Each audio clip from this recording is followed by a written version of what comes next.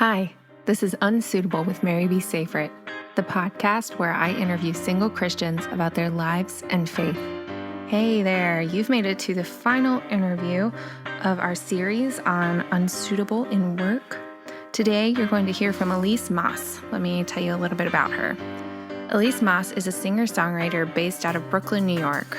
Her style has been described as melodic acoustic pop with R&B and folk influences. Earnest melodies over contemplative chords as if read from a diary. She has a background in classical violin and R&B music production, mentored under Orange Factory Music. She's also performed as a violinist for Rachel Platten. In this episode, Elise and I are going to cover a lot of ground. We talk about the ups and downs of her various experiences in the music industry, using her art to process relationships, juggling creative work and marketing, and how she integrates her faith into her work. I like how she reflects on challenges and mistakes very honestly. Before the interview starts, though, I'm going to play a clip of a song that's on Elise's brand new EP album, Tangerine Days, which you'll hear more about in the interview. So this is from a song called Are You Sure? But now you wanna call me your lady, hitting on my phone like crazy, Are you sure, baby? And now you wanna see me like daylight, all the lights strong got hazy, Are you sure, baby? And now you wanna call me oh baby, hitting on my phone. Hi, Elise. Thank you so much for being here. Hey Mary B, thanks for having me. Yeah. So you are about to release an EP, and we're going to talk about that a little bit today, your music journey. Yeah. I just wanted to start off by asking what you're listening to right now. Right now, it's like I'm either listening to really melodic EDM. Like there's this like DJ named Griffin. I think he's pretty good. He has a lot of female vocalists. But then I'm also listening to some kind of like indie rock, which is more like sad and raw. So it's a balance of like polished and raw. But yeah, it's just helping influence how I write or how I sing and just seeing how other people do it. Yeah. That's, I think, really important when you're, well, I mean, now that I'm writing words and not Yeah. like in the music world anymore, but even when I was in the music world, just listening to everyone that you possibly can Yeah. all the time and just keeping track of what's coming out and Yeah. all of that. Yeah. Even when like usually I just gravitate towards one style, but if someone introduces me to a different style, then I'm like, oh, this is like another world and another set of emotions and characteristics of people. And I'm like, oh, I want to learn that. So, Yeah. yeah. Yeah. That's awesome. So how did you get into music? What drew you to, because you started out not as a singer-songwriter, like you were writing, but you were also producing Yeah. mainly, primarily. Yeah. Yeah. Mainly. I mean, well, when I was little, I don't know, I kind of had the stereotypical Asian background. Like I started playing the violin at 3 years old. But yeah, I lived outside of Philly. So I happened to have a music producer who was like a soul. Oh, sorry. I happened to have a neighbor. Oh, okay. I was like, yeah, I just grew up. I just as a grew up baby with having a music producer. Don't we all? Oh my Just have one of those. Yeah. Oh my gosh. Okay, I had a neighbor who was a R&B soul music producer. He was like retired, and he saw me composing music on like classical music on my piano, my brother's piano, and he was like, "Hey, you have some potential. Why don't you try like making beats on my workstation?" So he lent me all his equipment, and I started making more like R&B, pop, hip hop music, and recording friends and friends of friends who can sing or rap. And I mean, at first it started sounding like karaoke music. Like it was very like, I don't know.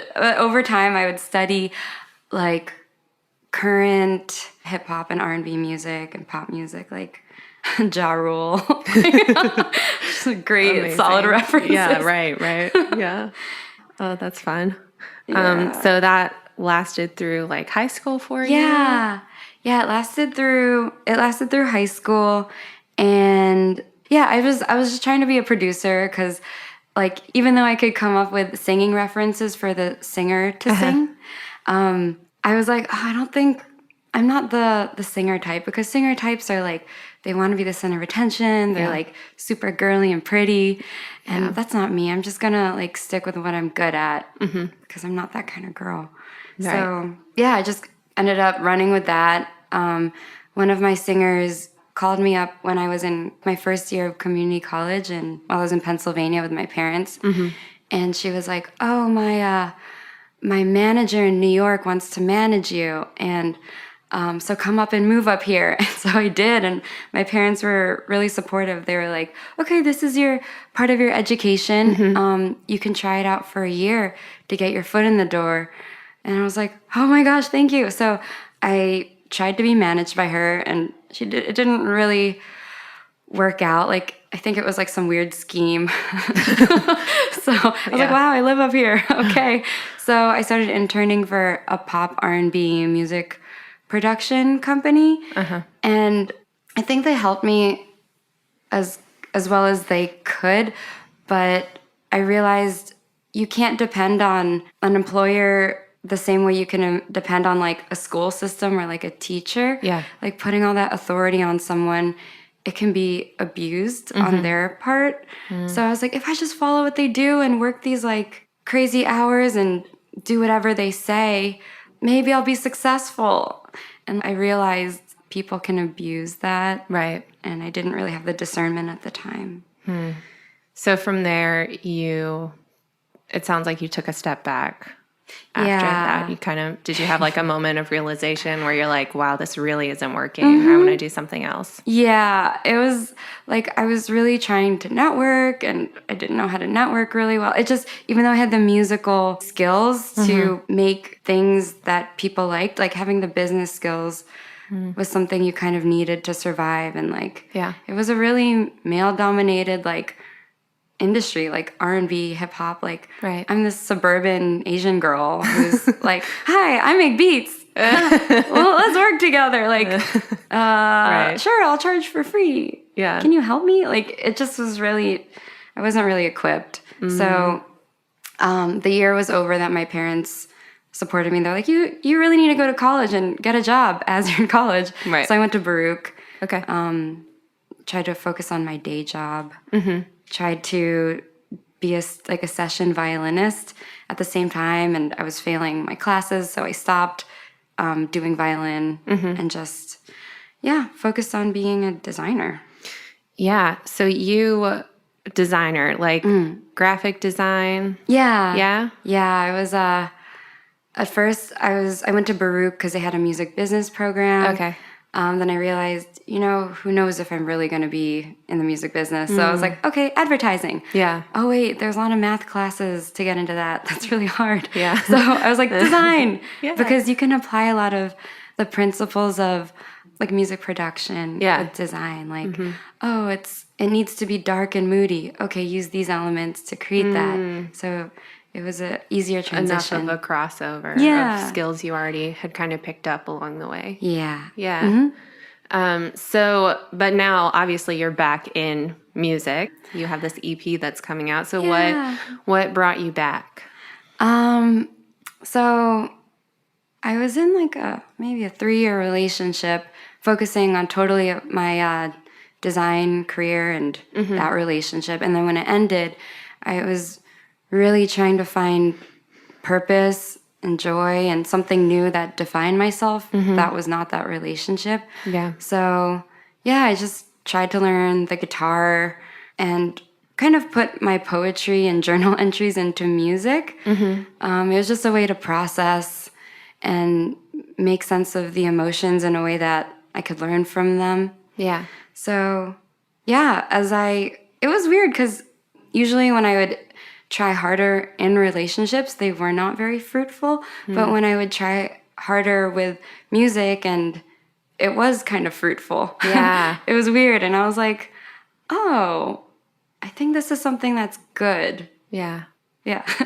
Yeah, I love music for that. Like just being able to, and as a, a creative, like a writer doing what I do, it's so cool to have a way for your brain and your heart and your body to kind of process everything that's happening, to just like take all of this pain and confusion and stuff that doesn't necessarily have an outlet and put it into something else, and just like channel it into something creative that ends up being like really cool or like really beautiful or really, it's a really cool thing. It feels like sometimes it's good in the way that I have somewhere to put that. And then I'm like, wow, it turned out really beautiful.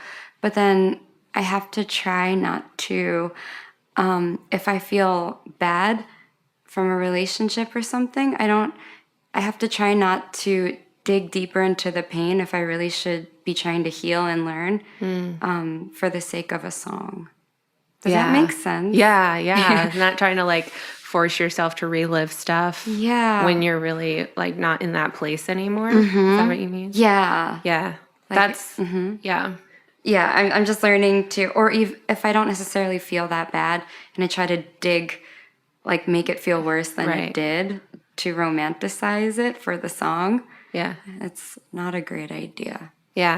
For your mental health, but also I don't know, I feel like maybe it can this is something that, it can feel very manufactured. I don't know if that translates into your work. I feel like it probably translates into mine.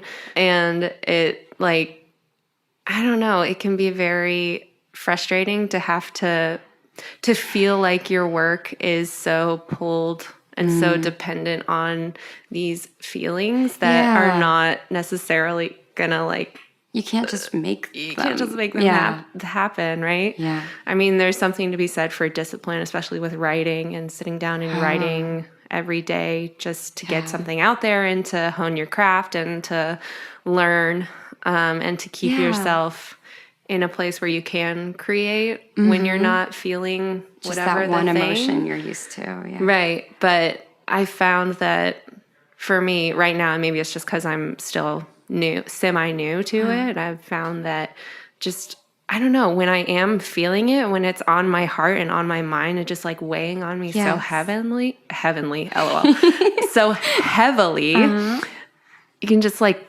churn out like pages and pages of stuff. I mean, in my context, right? Totally. It's like pages and pages of stuff, as opposed to trying to force a feeling that's not necessarily there. When you don't feel that way. Yeah, I'm finding out, like, if I'm in the middle of something, it's been helpful to just like write and write and write, but then later on go back and make sense of it into a song or lyrics, but not necessarily going into that when you're in the middle of it sometimes. For mental health problems. Yeah, I think it's a really interesting balance of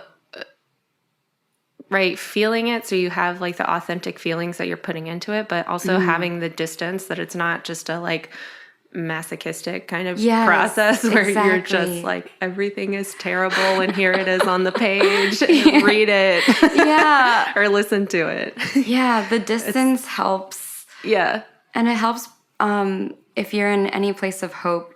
It like injects a little bit of like, there's not just there's some sort of light at the end, I promise.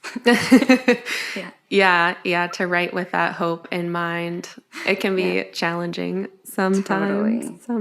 Well, speaking of challenges, can you tell me about a time that you felt unsuitable in your work / career? Particularly in maybe thinking about coming back to music and the challenges you were facing at that time. I guess coming back to music, even though I was like, oh wow, this is fun, like, this newfound skill to actually be the one singing and writing, I think I have a tendency to crowdsource every decision I have to make. Okay. And the problem with that is when there's too many cooks in the kitchen, if you were going down a path and then your other friend says, no, you need to go this way. And then I'm never actually making progress, but just moving laterally. Yeah. And I've had to learn to be like, okay, you really need to trust yourself on this. Like, at least like you are capable of making decisions. Like, you have enough experience, you've done enough, you've had enough successes in life in other areas that you can discern what is a good next step. And you have your own good taste, and you don't have to research from interviewing everyone or studying everyone else's music. But yeah, I still have so many problems with that. Like, every time I'm like, all right, I'm going to do this promotional post on social media, and then I'll send it to like a bunch of friends and be like, oh my gosh, does this look bad? Does this look fake? Does this sound spammy? Does this? And I have to be like, you know what? Let me just be me. Like, why am I asking my cool, like, 16-year-old cousin if this is a good like, I don't talk like her. I can be my like weird, awkward self, and I think that will fly better than something super like cool and edgy. Yeah. Yeah, I think that's a hard line to walk, because you do want to ask people who maybe have more knowledge and experience with you, but also like thinking about your audience and who is your audience and how are you going to speak to them specifically, but also wanting to be true to your own voice and experience. Yeah. It's like a lot to juggle. Yeah. Hopefully it can, it'll be a easier balance. I think slowly it's getting that way.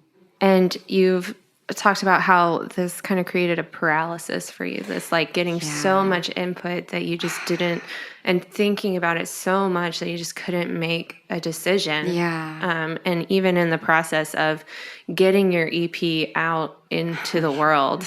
Yeah, that was really, I mean, to be honest, I recorded this EP starting like maybe 2016. That was a long time ago. And between the year of recording to now, I was picking marketing plans, figuring out how exactly every granular step, and pulling back from it. And there was a point, the end of last year, where I was like, I'm not going to put it out anymore. I'm just not. And I told my cousin, I'm going to just make new music because that's me now.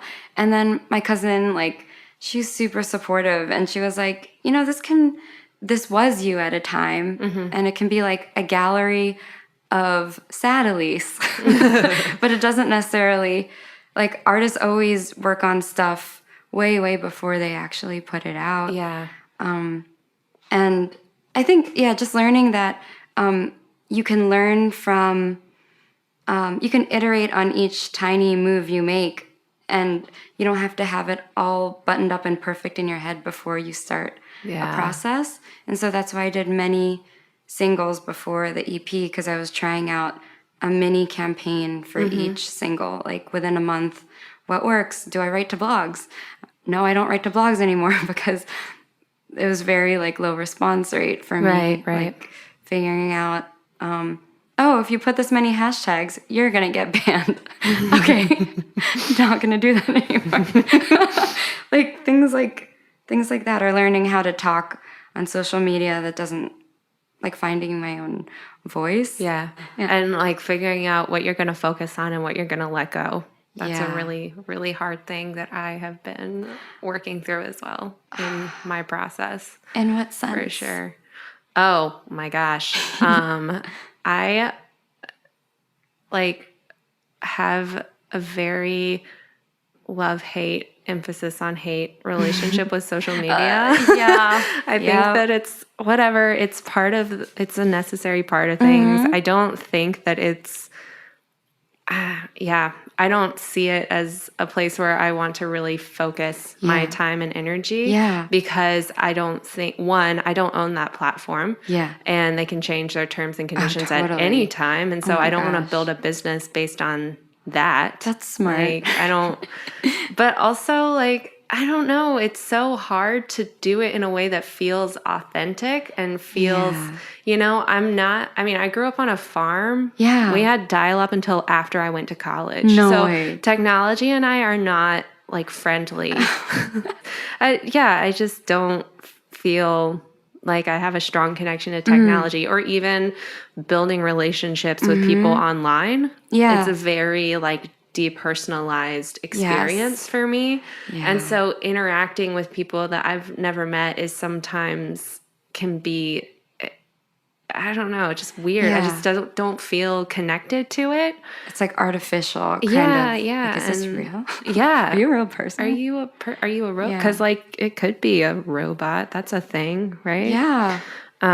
Yeah. So kind of saying, okay, you know what? I am going to do this. I'm going to play this game because I have to right do now. your due diligence. I'm going to focus most of my time and energy on the kind of content that is important to me and does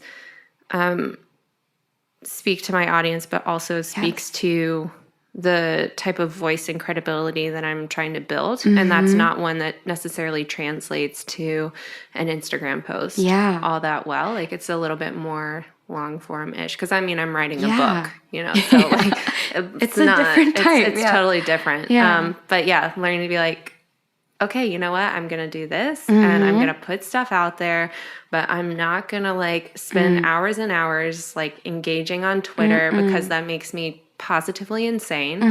And I'm just going to do my best. And until I have like the resources to maybe hire someone who can do that a little bit more strategically. It's not that I'm not strategic about it, but just until I reach that point in my business, I'm just not gonna freak out about it or spend hours and hours trying to come up with the perfect caption. I'm just not gonna do that. It is time consuming. Yeah. And the time that I spend on marketing and promotion, like it could have been spent on writing. Yeah. And it sounds like you've focused more on the content of like what you're actually doing, which is good. Yeah. So that's why I'm trying to learn right now. Maybe a way, my friend, I have a friend who's a singer-songwriter. Her name is Ify, and she's a couple steps ahead of me. But she told me, she was like, there's nothing wrong with being the CEO and hiring, like CEO of your own company. Right. And delegating and hiring out. But for each like little hat in your company. Yeah. But I still have to figure out what the CEO would be telling that hat. So I think that's my next step. So I can keep creating to be like, all right, like social media person, we're going to have to do posts like this. Because right now it's super manual. Like I've used my graphic design background. Yeah. It's just one of the strengths I have with my day job. Right. To apply it to marketing. But yeah, that is hours and hours that could be spent on music. Right. So, or literally anything else. Yeah. It's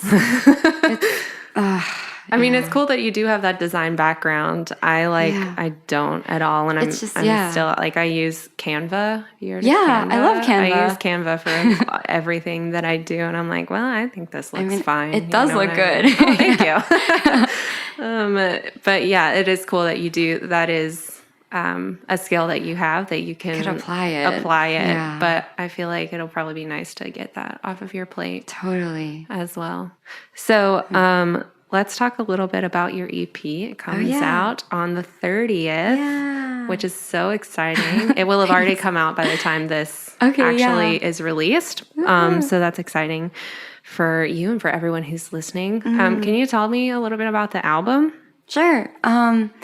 It's okay. So all the songs on the album, they're basically they're lessons I've learned from being in relationships. They're written mostly from, I guess, processing those emotional times and trying to make sense and figure out hope and lessons from those experiences. I was initially going to call the album like Stages of a Breakup. Then I was like, that's a little on the nose. Yeah. It was a little too literal and like, one of my friends was like, why don't you just name it like a line from one of the songs or one of the song names? So I named it Tangerine Days, which is one of the songs on the EP.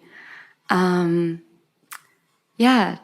guess, Tangerine Days means, I guess, being nostalgic for those feelings of being in love are associated with magic hour, like when the sun is orange. Oh, yeah, okay. So that's where Tangerine Days comes from, being nostalgic for those really high emotional times of feeling in love. Yeah. Maybe you're not in love. Maybe it's love for your friends and family, for your life. But it's being nostalgic for those really high emotional times. So, yeah. That's awesome. So did this whole EP come out of that one particular breakup that you were talking about earlier? I feel kind of Taylor Swifty right now, but it wasn't just from one. It was like, it's not necessarily they were like real, like year-long relationships, but it's every time like maybe I was dating someone and I guess the type of person I am, I'm just open and I just go for it. And that ends up hurting you really bad. I'm trying to not be like as much like that. Yeah. But yeah, it's even if like maybe one of the songs like Tangerine Days, it was from dating a guy. We never like really dated that long or anything, but it was just a new experience of like the slowness of the pace from being friends to like sort of dating made it more meaningful than it made the end more hurtful and meaningful because it was a different way of getting to know someone. I don't know if that makes sense. Yeah. Yeah, absolutely. And I feel like it's cool that it is, a series of relationships that have kind of inspired all of these different songs, because I feel like the way that you're processing them and writing music based on these relationships is an interesting way to see patterns and to really help you understand that and to grow, like you were talking about. And maybe something that you are working on moving forward is having some boundaries, like not boundaries. diving in too quickly, too soon, that kind of thing. Definitely. Yeah, just learning like with boundaries, it's just not putting too much self-worth in the other person. I guess finding more of my meaning and confidence from myself, from God, from just really learning to trust someone before, like finding out if it's a safe place to trust someone before trusting. So fast. Yeah. Do you feel like you kind of get ahead of yourself in the sense of you're thinking really far ahead instead of being in the present moment? Yeah. Yeah. A lot. I mean, I feel that as well. Like, I don't really date very much, but I find myself like, I don't know. I think for me, it's part of my anxiety and part of my dysfunction that I've picked up along the way for sure. But it's like, okay, well, there's this one moment or this like one date, and if it goes well or whatever, you're like this way. Yeah. Thinking about all the different contingencies and possibilities of like, what if he's this kind of person? What if he's this kind of person? Yeah. What if it works out and now I'm gonna have to deal with all of this other stuff? Yeah. And That's so where like they're just kind of the other person is just guys, like, especially I feel like are not necessarily thinking like that. They're just there, and seeing where it goes.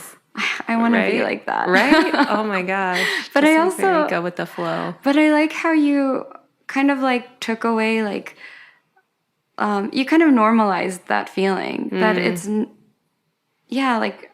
It helped me to, at least the way you said it, like, it's not a shameful thing to have tendencies to go to be like that. Just to accept, like, that could be used with a lot of good things, like, for good things. And also that's when it could be not for the best. But yeah. Yeah, I find for me, it's about a desire for control, to control what is so unknown for me, and also control the mistakes that I've made in the past and figure out how can I prevent that from happening, even if they weren't like my mistakes, even if they're the other person's mistakes. Like, how can I See that red flag. control like what I'm doing in such a way that I will not make my own mistakes, but the other person will also not make their mistakes, which is like not how relationships work, I guess. But it's like you're trying to safeguard it for like the best possible outcome. Right, exactly. And I think, I don't know,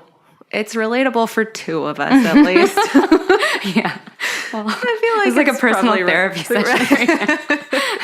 I feel like it's probably something that a lot of people experience, especially because, I don't know, relationships are really hard. Yeah. And I get really like lightheaded sometimes thinking about all of the figuring out how to communicate and just be with another person who's bringing their own experiences and baggage and all of that to the table. Yeah.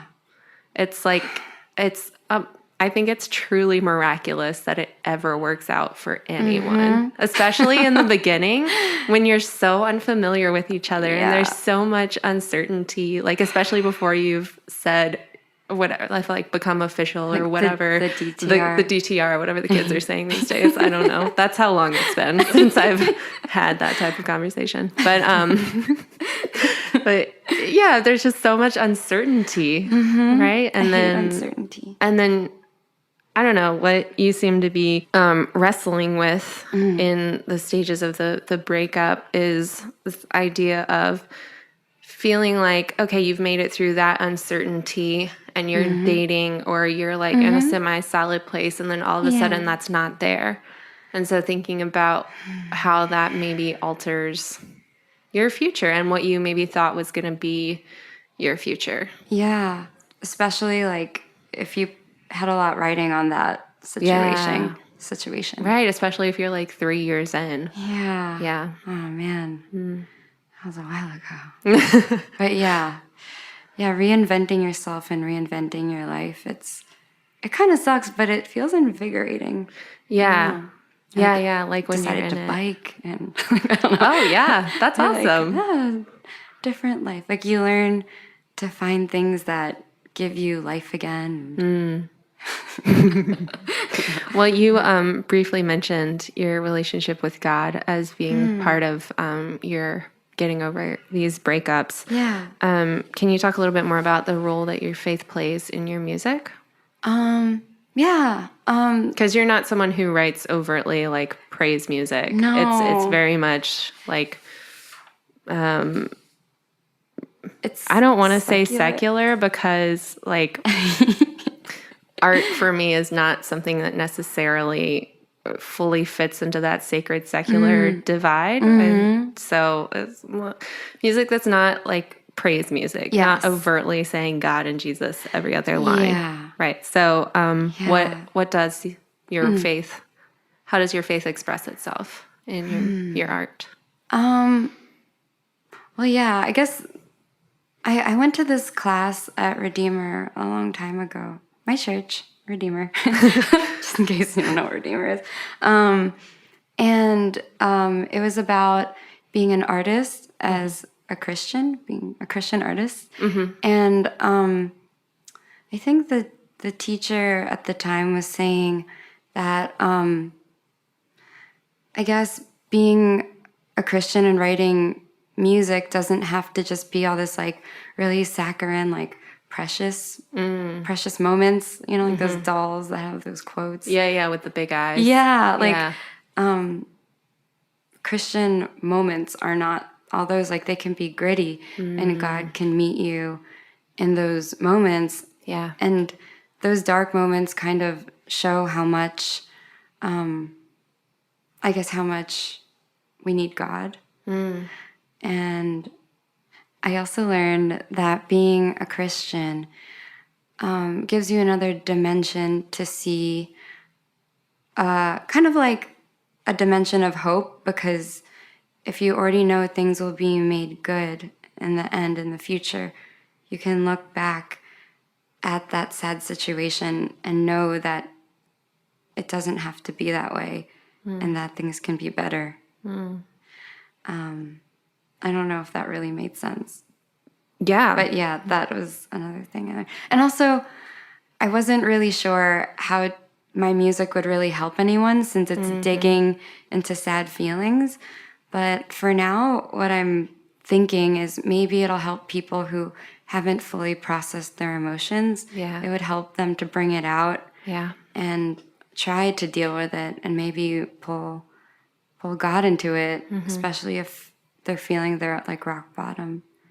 I want to like somehow provide some sort of hope without being like sad, sad, sad, but look at God. But that's kind of where I want it to go, but not in an abrasive, like in your face kind of way. Yeah, like poking at certain things and guiding people to a place where God is just so present in those really raw moments, I find. Yes. Like, that's where I feel most connected to him. Yeah, me too. Personally. And so I think anything that's asking those types of questions, not necessarily overtly asking questions, but, getting people to wrestle with those types of issues and get them to a place where they're really connecting on a deeper soul kind of level, I think is kind of a stepping stone for faith and meeting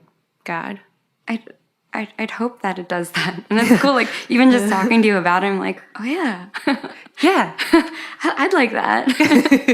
But for now, like, I feel like doing music is, like, almost like a second chance from God to find purpose somehow. Well, thanks for sharing all that. Yeah. Two more things for you before we wrap it up. Or I guess two more things to wrap it up. Yeah. Can you tell me one thing that's hard right now and one thing that's great? One thing that's hard is providing critique to people, to friends, just being honest. Because for me, receiving critique is really hard. Like, I have to really, like, put my arm around and be like, put on a good face and be like, I'm ready. I'm ready. Hit me. Oh, God. But so providing it, I tend to be to, when they say, like, provide, like, tell things with truth and love. Like, I'm all love, and then truth is, like, somewhere, like, sandwiched very small. So learning how to come up with critique and see it from, I guess, both ways, like giving it and receiving it as a positive thing. And that's so, that's very hard. So hard. Yeah. But my friends have been helping me and stuff. The crowdsourcing in that sense has been good. Oh, good. Good. So one thing that is great is that learning how to collaborate with music and friends, and I guess seeing the fruits of taking the next steps. The fruit of that has been momentum. So as you keep taking those tiny steps and you learn a new thing, you're like, oh, I want to try that next time. And that builds momentum, and it's so much better than the moments of waking up on a weekend and being like, I'm going to work on this, but I'm too scared, and I'm just going to sit in my bed and not do it. Like, that is really hard. So the momentum, which is the opposite of that, has been good. Good. Yeah, that's awesome. And before we sign off, where and when can people listen to your EP?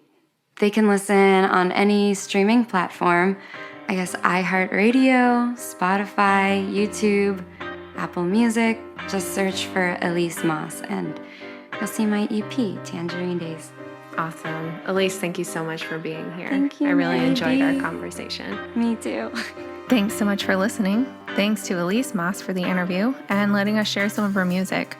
Theme music for this show is by Chad Rollinson, and the sound editor was Andrew Kim.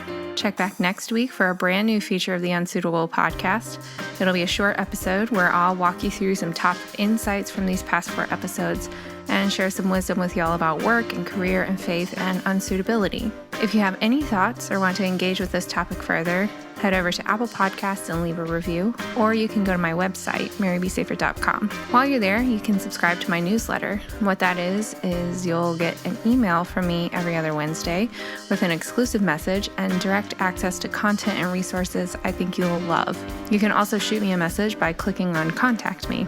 And you can always head over to Instagram and follow me at maryb.saferet. That's all for now. See you next week.